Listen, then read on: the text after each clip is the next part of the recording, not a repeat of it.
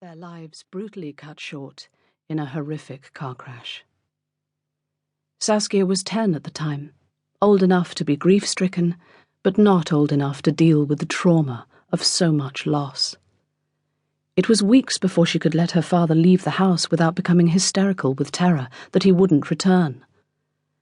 It had been Harvey, her mother's father, who had put forward the suggestion that it would help them all if they set up home together, that her father shouldn't be left to cope on his own, that actually none of them should be left to cope alone.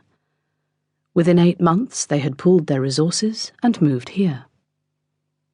The moment Saskia had set eyes on Ashcombe, she had fallen in love with it. It was the most beautiful house she had ever seen. A rambling Suffolk pink cottage on the edge of the village of Melbury Green, flanked by the open fields and the River Stour to the rear of the 2-acre garden, and a minor road that twisted and turned through the softly undulating Suffolk countryside. To the west, the road took you towards Cambridge, and to the east, to the beaches of Southwold and Aldborough. With its immaculate thatched roof and ornate ridge, its sloping pink walls covered with climbing roses, and an orchard filled with apple, pear, and damson trees, it was fairy tale perfect. From the day they moved in, the house beguiled them, and became their sanctuary, an enchanting and secluded oasis in which, very slowly, the healing process could begin. "There you are," her father greeted her when she pushed open the door to the kitchen and instantly felt the warmth from the Aga. "We were thinking of sending a search party to find you. Happy birthday." "Yes, dear girl, happy birthday," chimed in Grandpa O, taking her by the arm and steering her towards the table where a small pile of presents and cards had been laid out in front of her usual seat. 32, Grandpa Harvey said with a chuckle, kissing her on the cheek. "That sounds like a properly grown-up age to me."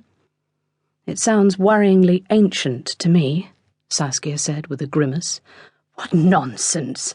Now sit down, and your every birthday whim and desire shall be attended to.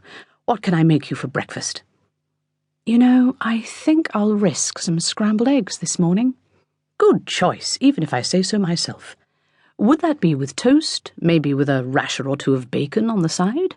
Look lively, Oliver, don't just stand there, pour the girl some tea." All right, Grandpa O said with a roll of his eyes. "No need to nag."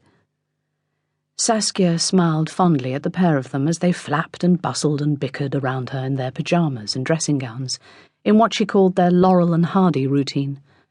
They were, she knew, giving an exaggerated performance for her birthday, in the hope it would distract her from the unavoidable shadow cast over the day.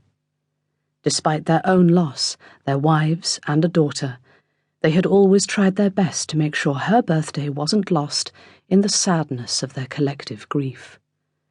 But in reality, her birthday could not be anything but complicit in forcing them to look back and remember.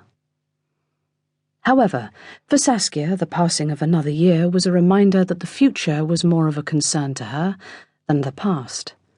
Her grandfathers, though in reasonably good health, were not getting any younger, and the thought of one day losing them caused her immeasurable sadness.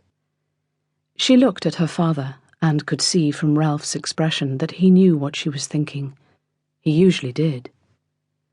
When she had been studying for her A-levels, she had announced one Saturday, while she'd been working in the family-run antiquarian bookshop, that she had no interest in going to university. 3 years of pointless study would bore me rigid, she'd said. "And what exactly do you plan to do instead?" her father had asked, barely looking up from the catalogue he was preparing. "I'll work here with you, of course," she'd responded. "And when I'm not doing that, I'm going to learn how to restore books, so you won't have to pay the exorbitant fees Franklin Reed charges you." Giving her his full attention, he'd said, "How long have you been cooking up this little scheme?" "Long enough to know it's what I want to do. Please, Dad, don't make me go to university just for the sake of it. I won't fit in, and I'll be as miserable as hell. It would also be a shameful waste of money." With hindsight, it hadn't been that difficult for her father to guess at what was really uppermost in her mind.